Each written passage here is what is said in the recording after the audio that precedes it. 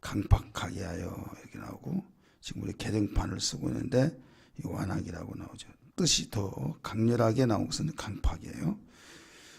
그들의 마음이, 여기 그들이라고 하는 것은 누구를 말하고 있는가 하면 여호수아가 가나안 땅을 하나님이 약속해 주신데 점령해 갑니다. 점령해서 하나하나 그 성읍들을 정복하는데, 그 소식을 들었으면 무서워서 한 길로 왔다 일곱 길로 도망가든지 무릎을 꿇는다든지 살려달라고 한다든지 어떤 그런 마음을 가지 않은데, 똘똘 뭉쳐가지고 오히려 기브온 아시죠? 기브온 족속만 제외하고 모든 그 족속이 똘똘 뭉쳐서 연맹을 맺어요. 연합군 형성해서 이스라엘을 침략하러 가자. 그래서 싸우러 갔다는 거예요. 그런데 그것이 하나님이 마음을 강팍하게 해서 그렇게 되었다 이겁니다. 하나님이 그들의 마음을 강팍하게 해서 그랬는데, 그 이유는 은혜를 받지 못하게 하고 그들을 멸하려 하심이라. 굉장히 의미가 깊은 내용이에요. 앞에 우리가 시간 없어서 읽지 않았습니다만 19절 한번 보세요. 19절부터 시작. 기브온 주민 히족속 유에는 이스라엘 자손과 화친한 성읍이 하나도 없고 이스라엘 자손이 싸워서 다 점령하였으니 그들의 마음이 완악하여 이스라엘을 대적하여 싸우러 온 것은, 마음이 완악해가지고 강팍해서 싸우러 왔다 이거죠. 연합군 형성해가지고 온 것은, 그 이유는 여호와께서 그리하게 하신 것이라. 누가 그렇게 했다고요? 하나님께서 그렇게 하셨다 이거죠. 그 이유가 뭐냐? 그들을 진멸하여 바치게 하여 은혜를 입지 못하게 하고 여호와께서 모세에게 명령하신 대로 그들을 멸하려 하려 하심이라. 오늘 우리는 제목이 강팍하게 하지 말라, 강팍하게 하지 말자 제목입니다. 따라합시다. 강팍하게 하지 말자.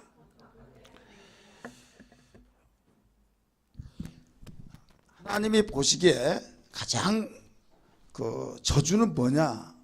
하나님이 보시기에 가장 큰 저주. 많은 사람들이 이 저주를 뭘로 보느냐?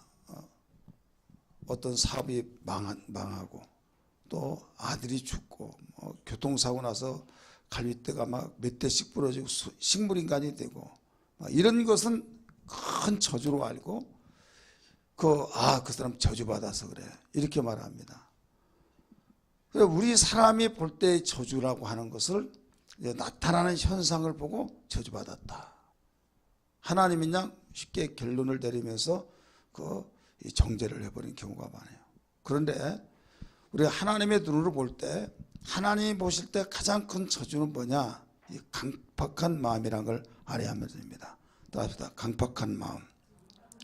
이 강팍한 마음이 얼마나 무섭냐? 그 모든 이 악행이 뭘로 오느냐? 모든 악행의 원인은 뭐냐면 죄로 인하여서 오는 것처럼 죄.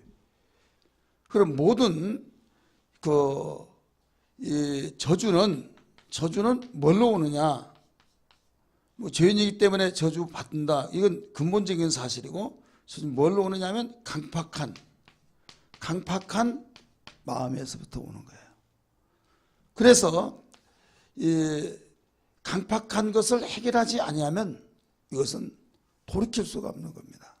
우리가 대부분 잘못 생각한 것이 뭐냐면, 하나님은 못하신 것이 없으니까 그 사람을 저주하기로 작정하면 그냥 피를 끄끄러지게 넘어져서 피를 토하면서 그냥 쓰러져 버리게 만들면, 하나님이 그렇게 하신다, 저렇게 하신다 하는데요. 하나님이 인격적인 분이에요. 인격적인 분이기 때문에 우리에게 무엇을 가르쳐 준가 하면, 가장 저주가 뭔가 하면 강팍인데, 강팍하게 해서 완악하게 해서 1차적으로 이제 강팍한 거예요. 그 다음에 은혜를 입지 못하게 한다. 은혜를 입지 못하게 한다. 은혜를 입지 못하게 하고, 은혜를 입지 못하면 어떻게 사느냐? 자기 임의대로 살아요. 자기 임의대로.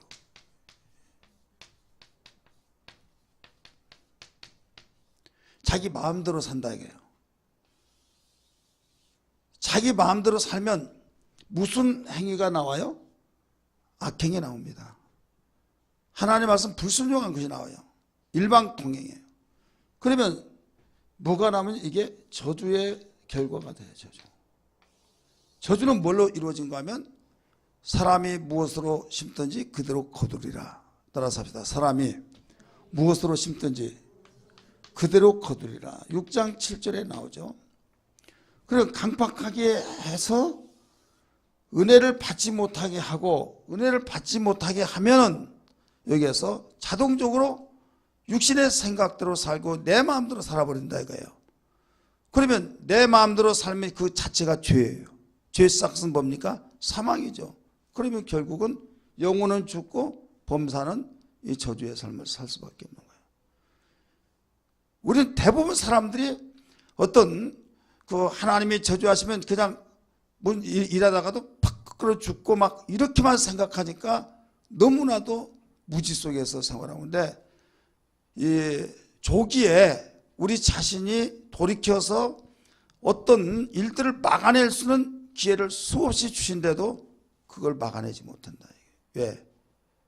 내가 징조가 오면 아, 내가 지금 몸이 어디가 그 아픈가 보다 해서 조기에 나가서 어떤 진단을 받고 처방을 하는 것과 그냥 뭐 하나님이 다 생명 알아서 하시는 거야 해서 내 마음대로 그런 거 다 무시해버리고 살다가 팍 끌어지면 어떤 결과가 나오냐? 왜 그대로 놨더냐? 조기에 진단을 하고 막 이렇게 말하죠. 근데 조기에 진단을 발견하면 처방을 할 수 있는 기회가 있다. 이게 시간이. 왜 그렇게 하라고 해도 안 하냐? 그 말 듣기 싫다 이거죠. 이 강팍한 사람은 누구의 말을 듣지를 않아요.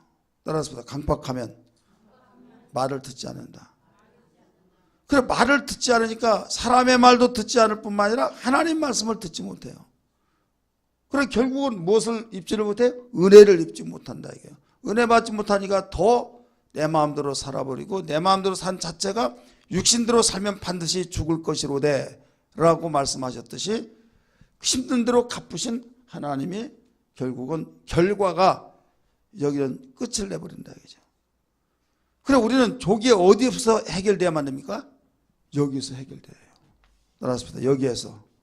여기가 어디예요? 강팍한 마음. 이건 마음의 자세, 마음. 그러니까 우리는 어떤 이 환경 속에서 내 생활 속에서 가시적으로 무슨 문제가 일어나고 막 거기에서 집착하지 말고 아무도 모르지만은 누가 보더라도 신앙생활 잘한다 할지라도 내 마음속에 거부 반응이 일어나고 내 마음에 막 하나님 말씀도 들어오지 않고 다 그 말하면 부정적으로 들려지고 완악해져서 교회 와서도 은혜 받지 못하고 사람 보면 막 신경질 나고 또 뭔가 막 싸움하고 싶고 막 폭발되어지고까지 하는, 그러니까 돌 같은 마음, 그런 마음이 되어진 걸 강팍한 거예요. 오늘 본문에서 이스라엘 백성에게 가나안 땅을 약속으로 주셨던 걸 믿기 바랍니다. 그런데 모세는 죽고 모세 후계자 여호수아가 이제 그 약속한 땅을 향해서 침략을 하나하나 해나갑니다. 요단강을 건너고 여리고를 무너뜨리고 아이성을 무너뜨리고 계속 점령해 나가는데 거기에 기브온 족속이 와서 위장을 해가지고 먼 방에서 왔다고 하면서 그 살려달라고 무릎을 꿇죠. 하나님께 기도하지 않냐고 그냥 덥석 맹세를 했어요. 나중에 알고 봤더니 바로 가까운 족속인데 그 결국은 떡을 가지고도 곰팡이 쓰던 거, 신발도 떨어지고 옷도 해이해진 거, 그러면서 얼마나 오래 걸어왔든지 이렇게 옷도 떨어졌습니다. 신발도 떨어졌습니다. 벗어서 떡이 곰팡이 슬었습니다. 그러니까 그런 것 같아가지고 살려준다고 맹세를 했어요. 하나님의 이름으로. 나중에 봤더니 그 이웃나라 바로 이웃에 있어요. 그 죽이려고 하니까 그러지 마라. 우리가 하나님께 맹세했으니까 죽일 수가 없다. 대신 왜 거짓말했냐 해서 그들을 데려다가 물 길고 나무 패고 이 노예로 사용을 합니다. 그런데 다른 족속들은 계속 이제 점령해서 멸망을 시키고 있는 겁니다. 그러니까 이것 봐라. 기본 저희들만 살겠다고 거기에 야비하게 무릎 꿇고 가서 사바사바 하면서 이렇게 야비한 짓을 했다 해가지고 기본 족속만 제외하고 모든 족속이 똘똘 뭉쳐서 그 연합군을 형성해서 하나님께서 반드시 이루리라고 하신 그 약속을 이루기 위해서 애굽에서 끄집어내시고 홍해를 건너고 광야에서 40년 동안 살게 하시고 요단강을 건너서 여리고를 무너뜨리고 아이성을 무너뜨리고 지금 점점점 하나하나 모든 족속들을 멸망시켜 오는데 우리는 여기서 당할 수 없다. 연합군을 형성하자 그러자 해가지고 맞대응을 한다 이게요.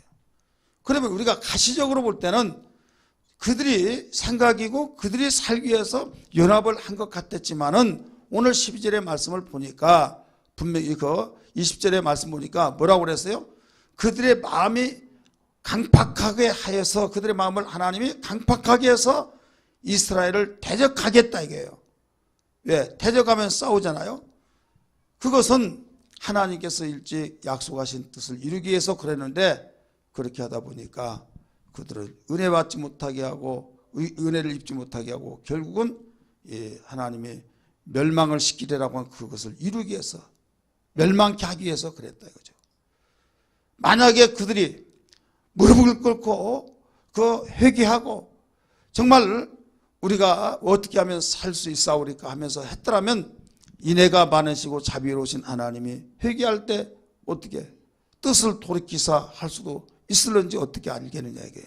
이해되시면 아멘 하시 바랍니다. 성경에 보면 하나님께서 뜻을 돌이키사라는 단어가 종종 나와야 안 나와요? 나오죠. 니느웨 성도 완전히 멸하리라고 했지만은 회개했던 그들에게 뜻을 돌이켜서 멸망시키지 않았던 것처럼 여러분 이사야 6장 9절에서 그 11절의 말씀 보면 이사야가 소명받는 것이 6장 8절입니다. 누가 우리를 위해서 갈고 하나님이 말씀하실 때 이사야가 아무도 없는데 누가 우리를 위해서 갈고 했을 때 그는 당신 자신을 들으라고 하는 것을 알고 주여 내가 여기 있사오니 나를 보내소서라고 고백을 했어요. 이게 이사야의 소명입니다. 근데 그 소명이 끝나고 난데 9절에서 곧바로 뭐라고 한 거 하면 내가 이 백성의 귀를 둔하게 하고 듣기는 듣더라도 듣지 못하게 하고 또 깨닫지 못하게 하겠다라고 한 거예요. 그 이유는 멸하기 위해서 그렇다. 주여 어느 때까지일까? 도시에 사람이 없고 이 가옥들이 다 무너지고 황폐될 때까지 그렇게 하겠다라고 가르쳐 줬어요. 그러면 거기서 회개를 하면 안 된다는 거예요. 하나님이. 야, 회개하기를 원하신 하나님이 왜 회개하면 안 된다고 하겠느냐? 여러분 그 뜻을 잘 알으셔야만 합니다. 그 이유는 이미 에레미야에게 예언을 냈어요. 에레미야를 통해서 이 백성이 회개하고 돌아오라고 수없이 가르쳐 주는데도 돌아오지 않습니다. 그럴 때 이 나라가 황폐해지고 바로 이방 민족이 와서 이 나라를 사로잡고 이 성전이 불타없어질 것이다라고 예언을 했어요. 그러나 70년이 되면 하나님이 이곳으로 오게 하리라 라고 예언을 했습니까? 안 했습니까? 했죠. 그러면 그 전에는 처음부터 멸하겠다고 하지 않고 회개하고 돌아오라는 거예요. 돌아오라고 했는데도 돌아오지 않고 끝까지 나가니까 이제는 회개할 기회가 지나버린 겁니다. 따라서 회개도 항상 하는 것이 아니다. 아무 때나 항상 하는 것이 아니라 기회가 있어요. 기회 놓쳐버리면 회개도 안 되는 거예요. 여러분 히브리서 말씀 보니까 예서가 회개하기를 그렇게 구하여도 회개의 기회를 얻지 못했단 말씀을 기억하시면 아멘 하십시다. 아멘 안 하신 분이니까 찾아야 해 또? 기회를 잃어버렸다는 거예요. 마찬가지예요. 이스라엘 백성이 그렇게 회개하라고 촉구하고 에레미야 선자가 외쳤지만은 회개를 하지 않는 거예요. 그러니까 이제는 문을 닫아버린 거죠. 그러면서 그렇게 은혜 받기를 원하고 회개하기를 원하고 당신의 말씀을 듣기를 원하였으나 오히려 하나님이 들을까봐 걱정스러워하는 마음에서 말씀하신 장면을 알 수 있는데 한번 찾아보세요. 이사야 잘 아신 말씀이에요. 6장 9절부터 이사야 6장 9절부터 읽습니다. 읽습니다. 시작.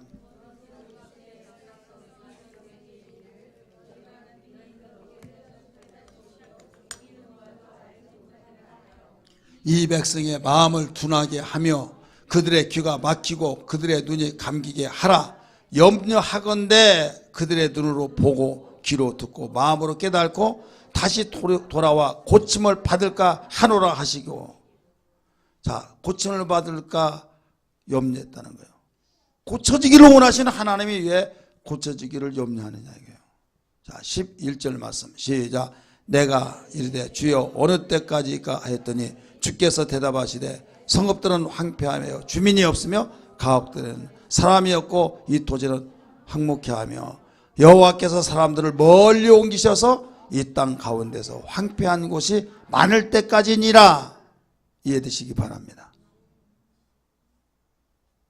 그 왜 회개가 안 됐어요?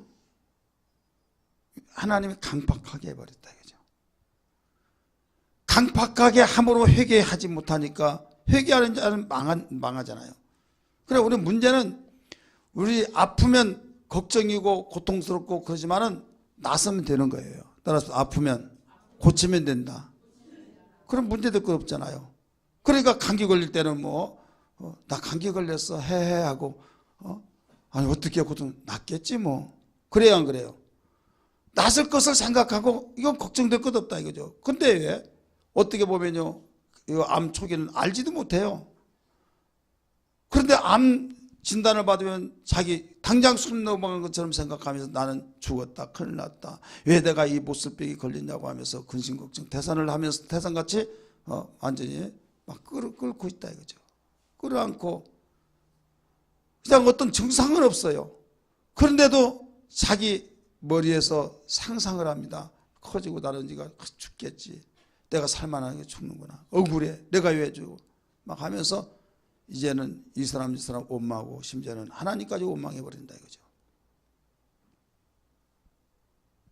왜 그런가 하면 하나님께 생명이 있는 것을 알았다고 한다면 하나님 생명은 주님께 있사오니 나를 긍휼히 여겨 주옵소서 하면서 회개의 단계로서 들어가서 하나님께 바짝 매달리면 여러분 살고 죽는 것은 하나님께 속하였나이다 하고 세상이 알지 못하는 비밀을 가지고 기도하면 하나님이 긍휼을 베풀어 주시면 죽은 자를 산자까지 불러내신 하나님이 그걸 못하시겠느냐, 이런 믿음을 갖는다고 한다면 하나님이 기회 주실 줄 믿습니다. 믿습니까? 그런데 마음이 강팍해져 버린다 이거죠. 그러니까 마음이 강팍한 것이 얼마나 무섭다는 것을 가르쳐주고 하나님이 이 저주의 모든 멸하시는 그 결과에 이걸 열매라고 한다면 그냥 되어진 것이 아니라 여기서부터 주어진 거예요. 마음이 강팍하게 해서, 이건 하나님의 마음을 강팍하게 했다고 그랬어요. 출애굽기의 말씀 보면요 너무 많이 나옵니다. 바로의 마음을 강팍하게 하사, 지금 개정판에서는 바로의 마음을 완고하게 하고 완악하게 하사 이렇게 나오죠. 대표적으로 우리 9장 12절 한번 봅니다. 출애굽기 9장 12절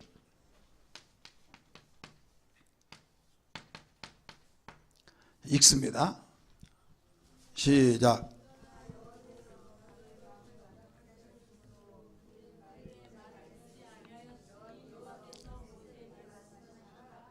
아멘. 여호와께서 바로의 마음을 뭐라고 했어요? 완악하게 강팍하게 하셨으므로.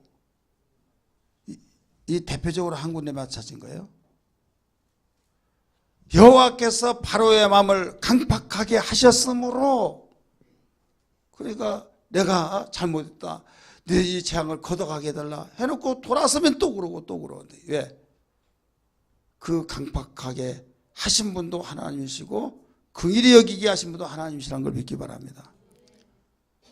어떤 사람은 그 사람 마음이 참 착해서 하는데요, 아무리 착했던 사람도 강팍하게 마음을 완악하게 해버리면요 돌이킬 수가 없는 거예요.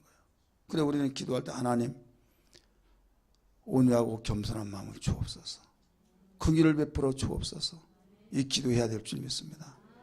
내가 아무리 정말 몸부림치면서 하나님 앞에 다가서려고 하지만은 나도 모르는 사이에 신경질 나고 나도 모르는 사이에 돌 같은 마음 되어서 완악하고 강팍한 마음이 되어버려서는 해결할 길이 없어요. 이것이 첫 번째 단추입니다. 이게 근본적인 겁니다.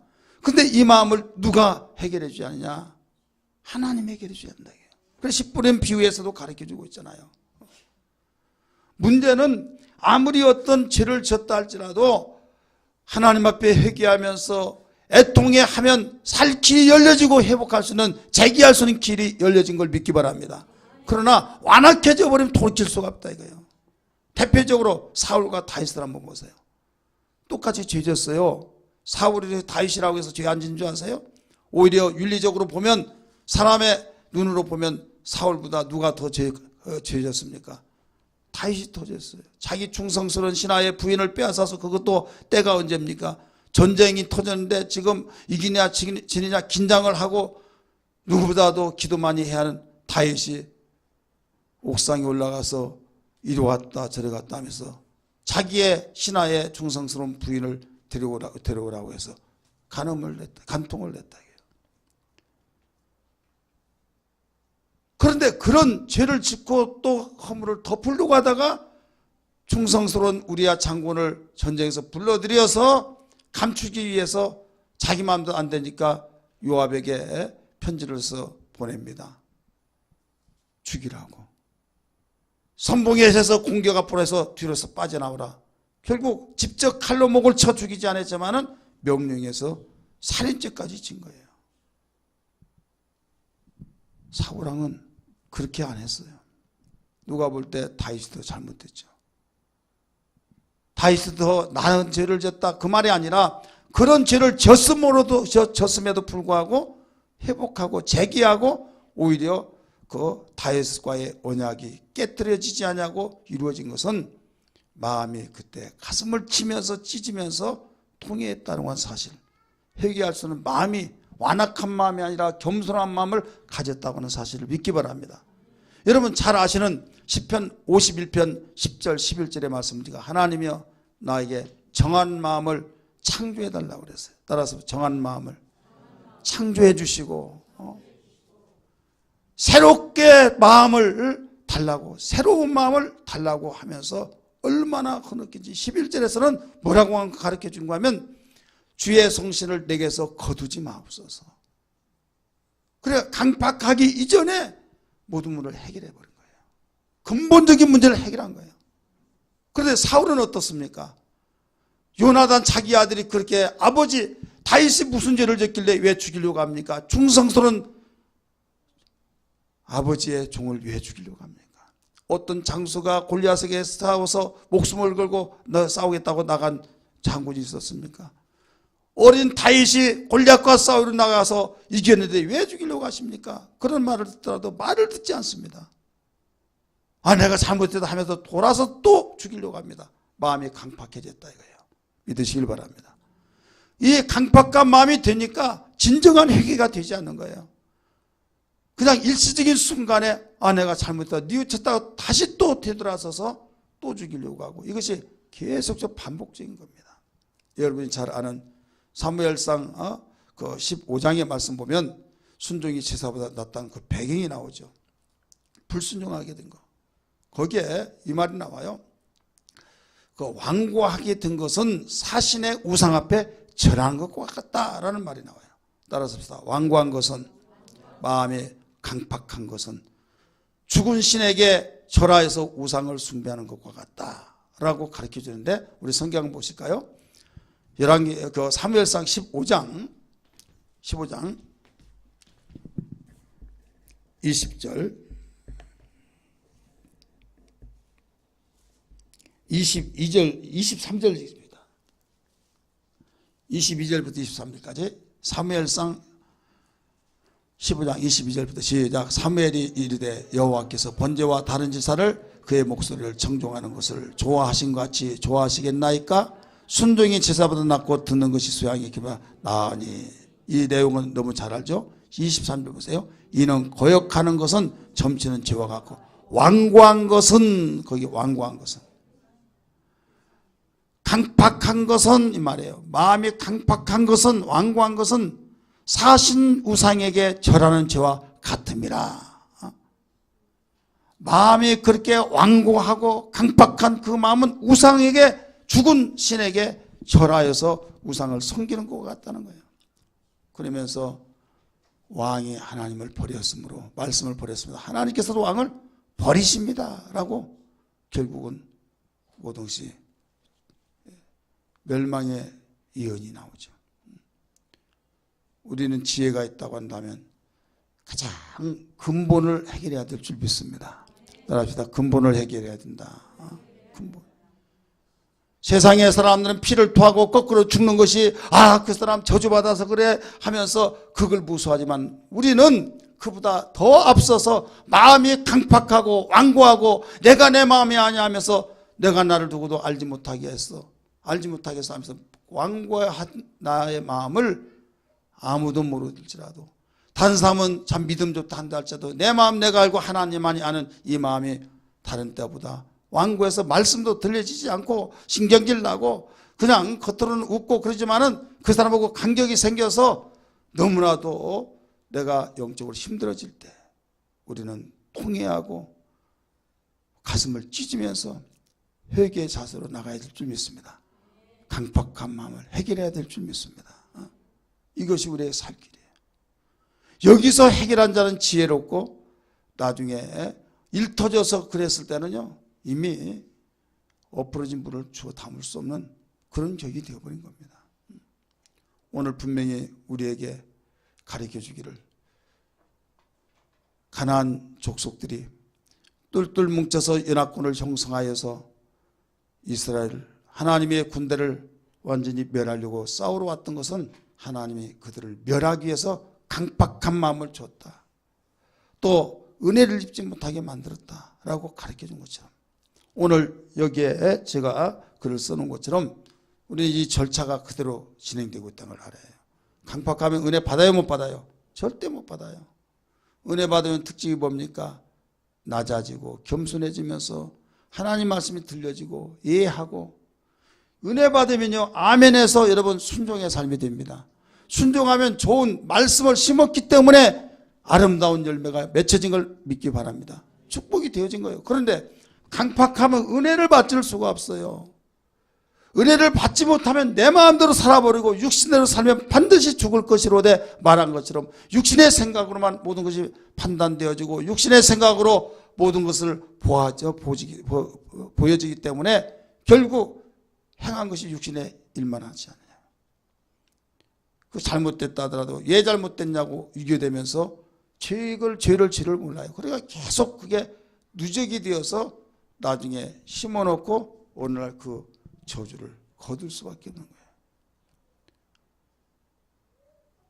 그래서 성경은 하나님께서 우리에게 기회를 주실 때 반드시 우리의 영적인 아주 민첩한 분별력 속에서 민첩한 행동으로 우리 완악한 것을 겸손으로 부드러운 마음으로 바꿔야 될 줄 믿습니다. 바꾸지 못하면 기회를 서서히 놓쳐가는 거예요. 여러분이 잘 아신 말씀 로마서 1장 24절, 26절, 28절 잘 아시죠? 우리 먼저 한번 찾습니다. 로마서 1장 24절.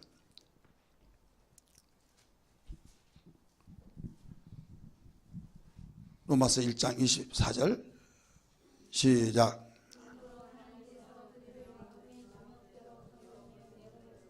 누가 내버리두사?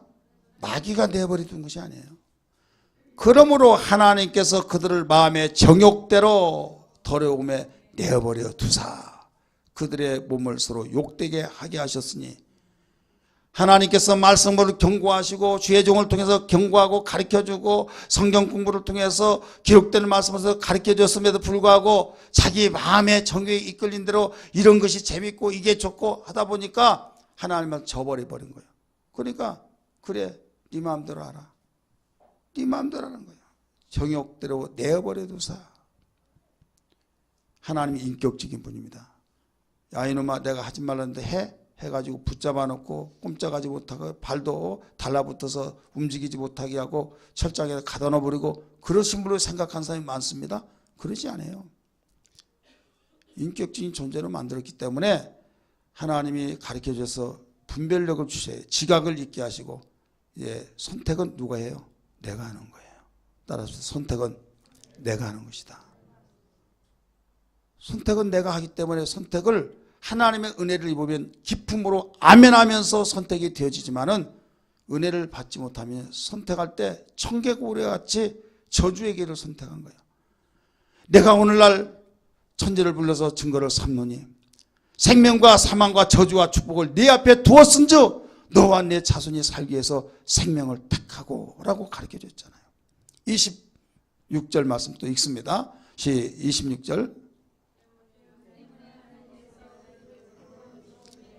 부끄러운 욕심에 내어 버려 두셨으니, 남녀가 결혼하여 살도록 만드는데 남자가 여자, 여자가 여자, 순리를 영리로 바꾸어서 오늘날 동성연애대로 살아버리도록 내버려 버렸다 이거죠. 28절 말씀 시작.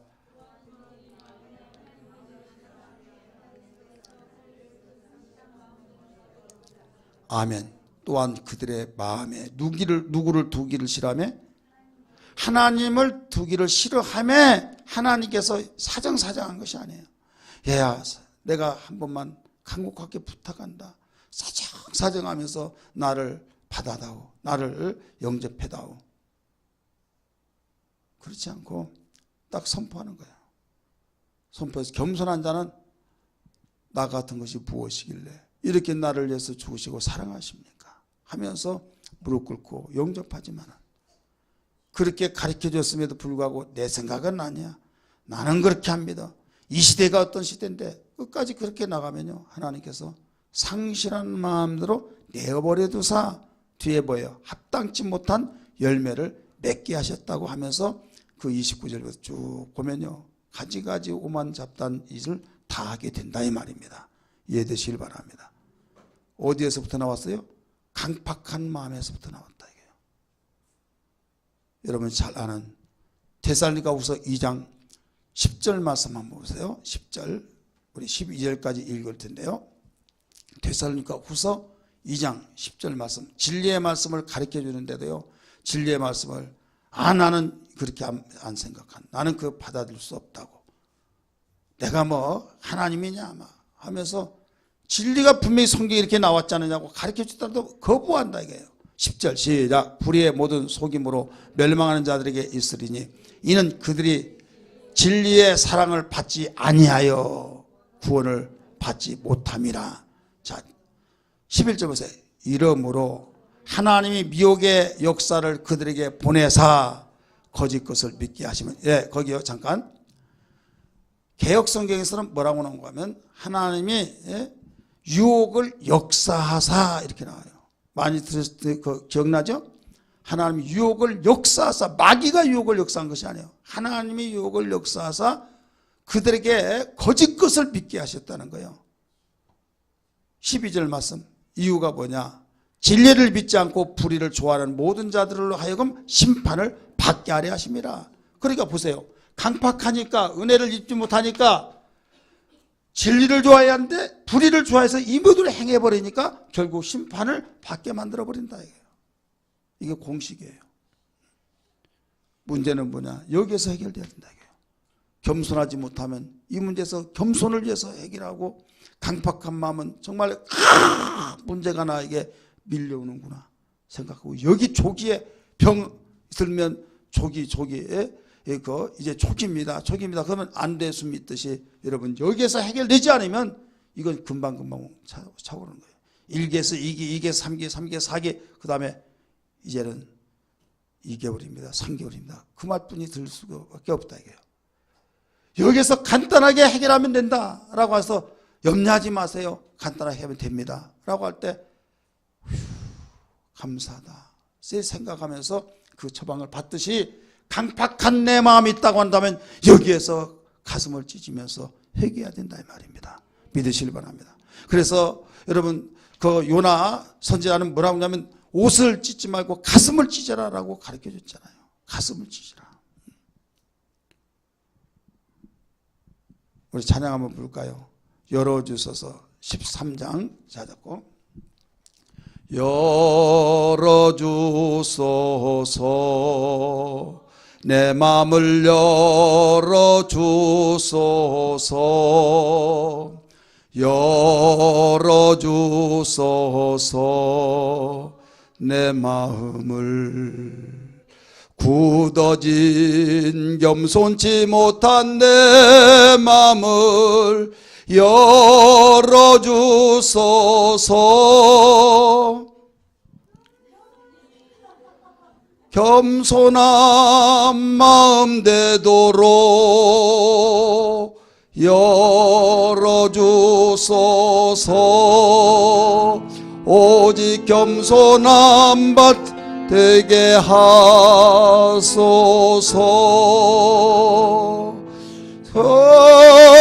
성령이여 내 영혼 불쌍히 여기사 주님의 사랑을 알게 하소서. 주께서 주신 은혜, 주께서 주실 은혜 보게 하소서. 1절 한 번 더 부릅니다. 열어주소서. 내 마음을 열어주소서. 열어주소서. 내 마음을 굳어진 겸손치 못한 내 마음을 열어주소서. 겸손한 마음 되도록 열어주소서. 오직 겸손의 존밭 되게 하소서. 성령이여 내 영혼 불쌍히 여기사 주님의 사랑을 알게 하소서. 주께서 주신 은혜, 주께서 주실 은혜 보게 하소서. 아멘.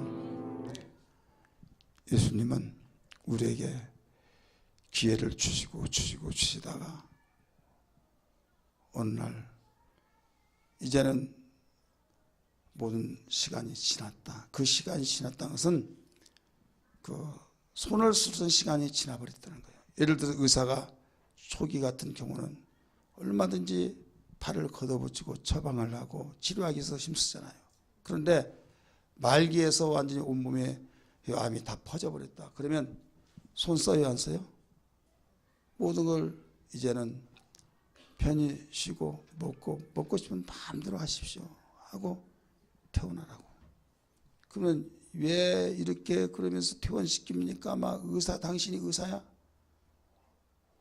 이미 손 쓸 시간이 지났다는 거예요. 우리 주님은 존재하시기 때문에 이걸 아시기 때문에 여기에서 회개할 수 있는데 너는 회개 안 돼! 하신 분이 아니라 더 이상 회개의 기회를 주더라도 이제 안 된다 이거죠. 왜? 강팍한 마음이 되어서 은혜를 받지 못하니까 점점 계속적으로 더 이모드로 향하니까 죄만 더 많이 짓기 때문에 심판날에 죄 지은 만큼 다 모든 걸 받잖아요. 그래서 오직하면 고린도전서 5장 5절의 말씀이니까 하나님의 사람이 자기 어머니하고 음행한 짓을 회개하지 않냐고 교회에서도 가만 놔두고 허물을 덮어준답시고 가만히 있으니까 육신은 멸하도록 사단에게 내 던져져 버리고 영혼만을 구원시키겠다. 일찍 끝내야 영광 가리운 거 맞겠다는 거죠.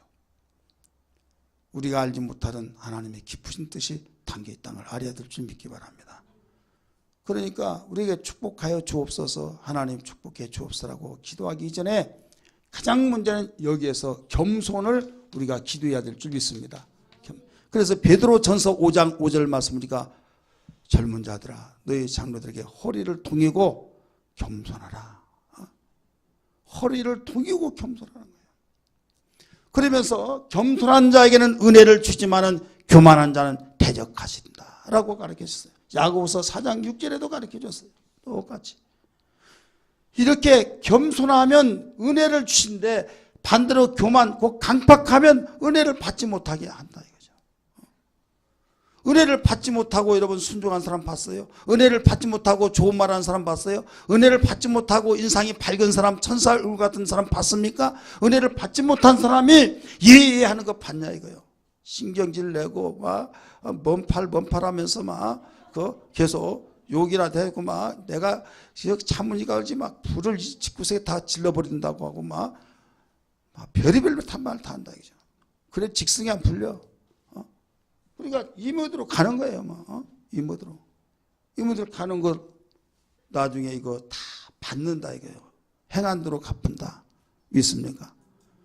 다른 거 잃어버릴지라도 절차를 한번 꼭 기억하세요. 절차. 그래서 고린도후서 6장 1절 2절 말씀 보니까 하나님의 은혜를 헛되이 받지 말아라.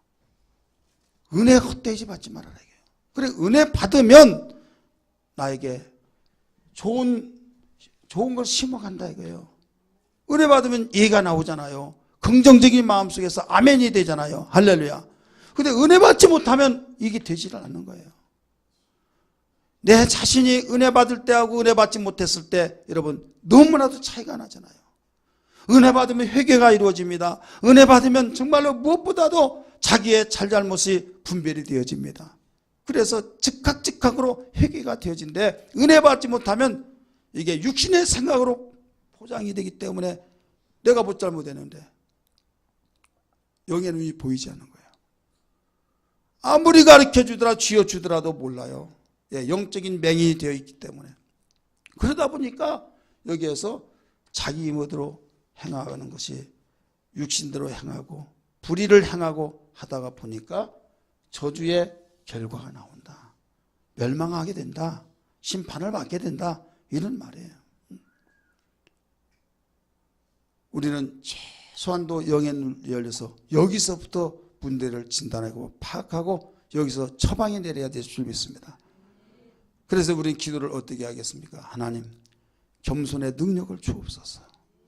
내가 비록 궁핍하게 산다 할지라도 은혜 받으면 모든 문제를 지금은 궁핍한 것 같을지라도 하나님께서 은혜 위에 은혜를 주시기에 나에게 은혜의 말씀으로 순종하면 그 순종이 싹이 나고 열매를 거둘 때가 온 줄 믿습니다 라고 확신 가운데서 흔들리지 않고 오직 의인은 믿음으로 말미암아 살리라고 하신 것처럼 믿음으로 살게 된다 이거예요. 믿습니까? 그렇기 때문에 얼마나 우리가 은혜가 중요한지 은혜 이전에 겸손한 마음이 중요한지 이걸 알았는데 사람들은요 어디만 매달려요? 그 사람 복 많이 받았대. 부러워.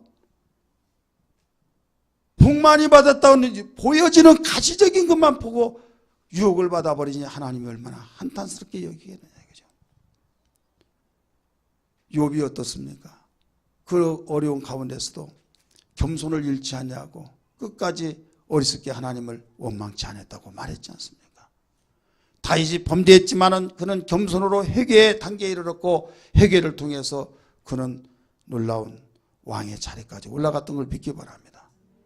하나님께서 다윗에게 그 잘못된 것을 진노하시기 위해서 사무엘 하 24장 1절의 말씀이니까 마음을 강팍하게 해서 총사령관인 군대 사령관인 요압의 말도 듣지 않냐고 인구조사를 하라고 얼마나 조급하게 막 촉구를 했어요.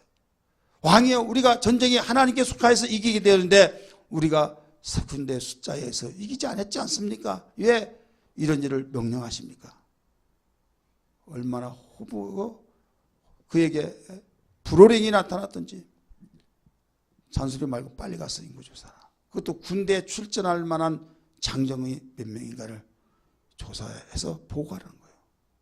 나중에 그것을 마음이 강팍할 때는 몰랐어요. 겸손해질 때 그걸 깨닫게 됩니다. 그걸로 인해서 3일 동안 수만 명이 죽었던 것을 기억하시면 아멘 하시기 바랍니다. 오늘 우리는 하나님이 우리의 마음을 긍휼히 여기시게 하시기도 하시고 강팍하게 하시기도 하신다고 성경은 가르쳐줬는데, 다 찾으세요. 로마서 9장 18절 말씀. 로마서 9장 18절.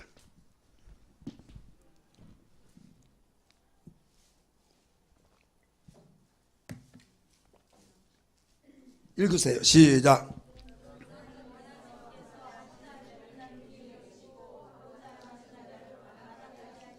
아멘. 하나님이 하시고자 하는 일에 긍휼히 여기시고자 하는 자에게 긍휼히 여기시고, 강팍하게 하고자 하는 자에게 강팍하게 한다 이게요. 여러분, 은혜를 우리는 눈에 보이는 물질의 복과 건강하고 또 이것저것 막 부유하게 되고 그것만을 여러분 은혜로 생각하지 마세요. 만약에 강팍했는데 부유하게 됐다, 이건 그게 은혜가 아니에요. 오히려 돌이킬 수 없는 망해져가는 멸망의 길로 갈 수밖에 없는 거예요. 믿습니까? 아니에요? 그리고 어떤 분이 우리 필리핀 김종인 선생사 자기 조카 좋은 직장 얻고 막 이렇게 막 수석으로 졸업하고 그런 말 하니까 기뻐가지고 할 줄 알았더니 그렇지 않냐고.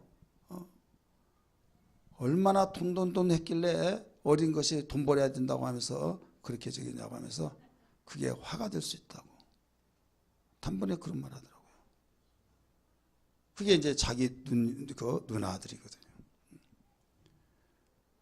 대학 나와가지고 수석으로 졸업하고 제일 좋은 직장에 연봉 5천만 원 받고 막 서로 데려가려고 하고, 그러니까 얼마나 좋아요. 그런 이야기를 해줬더니 그러냐고 너무 기쁘네 할 줄 알았더니 그게 화가 될 수 있다는 거죠. 왜? 그것으로 인하여서 하나님과의 멀어져 버리면 안 된다는 거예요. 내가 비록 궁핍하고 내가 쪼들려서 너무 괴로워서 정말로 살고자 하는 의욕이 없다 할지라도, 하나님 나를 긍휼히 여겨 주옵소서. 내가 지금 죽기 일보 직전에 있습니다. 나를 살려 주옵소서. 당신 나를 마음에 손대주지 않으면 살아날 길이 없습니다. 위로받을 길이 없습니다. 긍휼히 여기달라고 애통 여기면서 겸손의 마음이 된다고 한다면, 여러분 현재는 궁핍 속에서 생활에 어렵고 힘들어서 너무나도 숨막힐 지경에 있다 할지라도 여기에서 영혼이 살게 되어지고, 영혼이 살게 되어서 말씀으로 위로받고 말씀으로 세임받고 말씀으로 여러분 소망을 잃지 않냐고 나갈 때, 하나님 말씀으로 아멘 아멘 할 때 내 임의대로 사는 것이 아니라 말씀의 순종으로 살아간 걸 믿기 바랍니다. 말씀의 순종으로 살아간 그 말씀이 여기에서 심어졌던 것이 싹이 나서 열매를 거둘 때 축복의 열매로 나타난 걸 믿기 바랍니다. 이게 성경의 역사예요. 그러니까 우리는 눈이 열려질 때 여기에서부터 볼 줄 알아야 하는데, 여기에서 무슨 열매를 맺느냐. 죄 지는 사람도 악을 행하는 사람도 잘만 되더라, 그렇게 해서 하나님 마음을 아프게 하는 경우가 얼마나 많습니까? 여러분 그러지 않았느냐 이거죠. 아무리 내가 정말 죽을 지경에 있다 할지라도 하나님은 하신다고는 하나님의 위로를 받고 믿음으로 살려고 하는 그 가슴, 그러면서 하늘의 소망은 뭡니까? 이 생에서는 아무리 부유하게 산다 할지라도 나그네적인 삶이에요. 짧은 인생이에요. 우리는 하나님의 나라 가서는 영원한 나라, 영원 무궁토록 사는 거기에서 우리 역전으로 바뀌어진다는 걸 생각할 때, 썩을 육체로 썩지 않은 것을 심어 우리가 거둘 수 있는, 썩을 육체로 심어서 썩지 않을 것을 거둔다고 하는 우리 세상이 알지 못한 비밀을 가지고 산다는 것은 얼마나 귀한 일이냐 이거죠. 그래서 오직 의인은 믿음으로 말미암아 살리라 라고 가르쳐주고 있잖아요. 따라서 합시다. 오직 의인은 믿음으로 말미암아 살리라.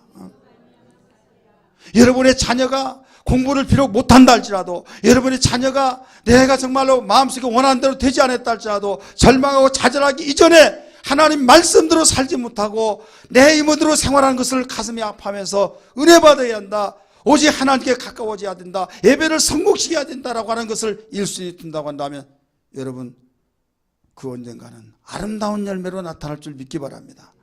그런데 하나님이 보고 안중에도 없고 학교 성적이 좋고 잘 나가고 전교에서 1등해도 그것만 여러분 치우치다가 보면 하나님 등져버리면 언젠가는 은혜를 잃어버리니까 자기 마음대로 행하고 언젠가는 자기 지식대로 나가다가 하나님이 천지를 창조하는 아니다고 하면서 학교 지식이 1순위가 되고 뿌리를 내려버렸을 때 결국 불의를 심어서 불의를 거둬버릴 때 이때는 통곡한들 회개할 기회가 없어져 버린 거예요. 정신 차려야만 됩니다. 성경은 하나에서 10까지 모두 이걸 가르쳐주고 있어요. 오늘 시간에 우리 찬송 한 장 부르고 기도할 때 하나님